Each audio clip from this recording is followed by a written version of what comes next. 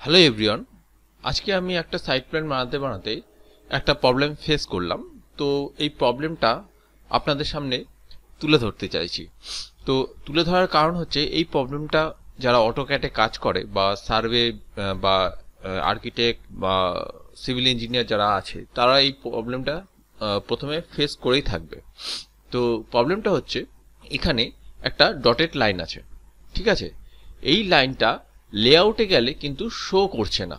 তো এই লাইনটা আমাকে যখন যদি শো করতে হয় তাহলে কি করতে হবে?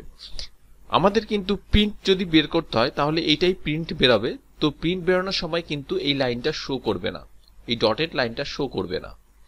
তো এই ডটেড লাইনটা শো করতে হলে আমাদের প্রথমে লেআউটে যেতে হবে। লেআউটে গেলাম, লেআউটে লিখতে হবে PSLT। এখানে যে অপশনটা দেখাচ্ছে আমি সেখানে এন্টার করলাম।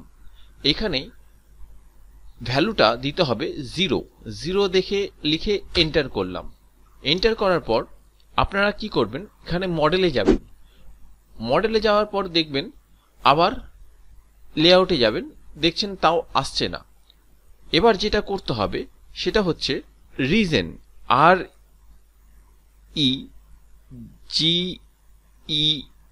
REGEN, সেকেন্ড যে অপশানটা দেখতে পাচ্ছেন সেখানে সিলেক্ট করে এন্টার করবেন।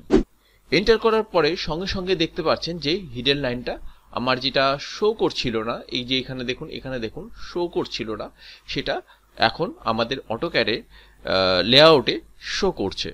তো এরকম টুকটাক যদি যে অটোক্যাডে প্রবলেমগুলো হয় সেটা আমি আমাদের চ্যানেলে অবশ্যই নিয়ে আসবো। তো আজকের ভিডিওটা এই পর্যন্ত। ভিডিওটা ভালো লাগলে অবশ্যই লাইক, শেয়ার এবং সাবস্ক্রাইব করবেন।